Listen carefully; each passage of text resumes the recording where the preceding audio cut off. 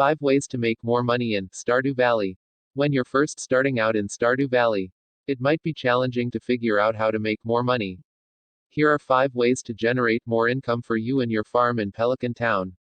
Fishing is one of the best ways to get a lot of extra income, especially when you're just getting started and don't have a lot of resources yet.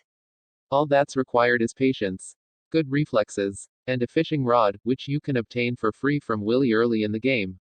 Fishing in Stardew Valley is all about spending in-game time, especially since the energy cost of fishing is relatively low. Your character can stay up until 2 a.m., so try to max out the time you spend fishing at the end of the day. During your first few in-game weeks, after you complete your daily tasks, such as foraging and farm work, spend the rest of your time fishing. You should also fish a lot whenever it's raining. The fish you can catch then are entirely different from what you get when it's sunny, plus they typically sell for a higher price. Take advantage of the time you save from not having to water your crops. Rarer, more valuable fish appear whenever you're farther away from the land. While maxing out your fishing pole consumes more energy, it might be worth it if you only have a limited time to fish. Keep an eye out for bubbles, which appear randomly in various bodies of water. Casting your pole in these spots makes fish bite significantly faster. When you have the cash for it, upgrade your pole. You should be able to buy the fiberglass pole within the first few weeks. This allows you to use bait to increase your bite rate. Later, you will be able to buy the iridium pole, which allows you to use tackles that have different special effects on your fishing. Another great way to make money early in the game is by having Robin build the bridge on the beach. To unlock it, you need to collect 300 wood from cutting down branches and trees. With the 300 wood in your inventory, approach the broken bridge on the east side of the beach. Once the construction is complete, you can access the tidal pool area. You can find a ton of unique items to forage here daily, such as corals and the valuable sea urchins. These are a great way to easily supplement your income early on, as they're relatively consistent. Plus, you don't have to save them for future recipes. The tidal pool area is filled with forageable items after a storm. Make sure you collect them before they refresh the following day. During the summer, you'll likely find rainbow shells here, which can be worth up to 600 G. If you prefer straightforward farming, planting a ton of berries every season is a good bet.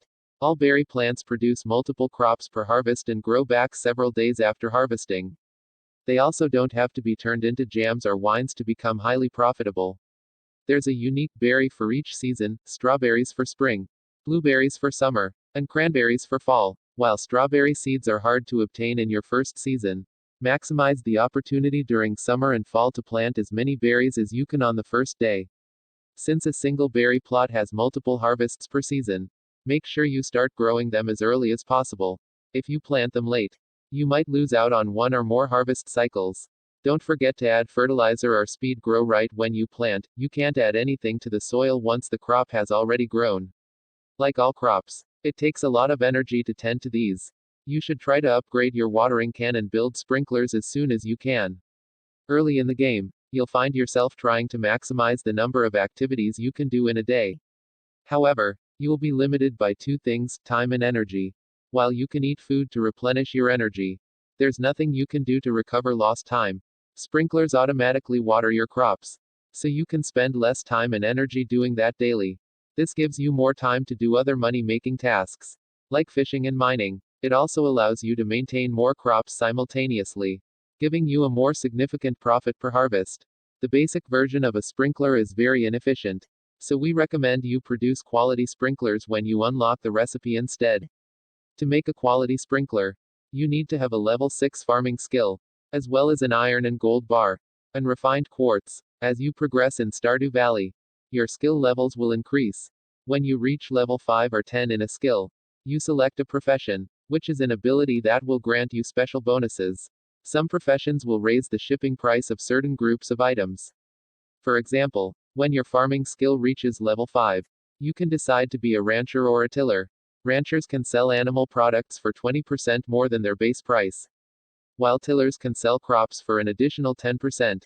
There are also similar bonuses for raising your levels in mining and fishing. Stardew Valley is one of our favorite relaxing video games to play. If you haven't tried it yet, check it out. It's available for a wide variety of platforms, including Windows PC, Mac, Nintendo Switch, PlayStation 4, Xbox One, iPhone, iPad, Android, PlayStation Vita, and Linux. Text source, howtogeek.com.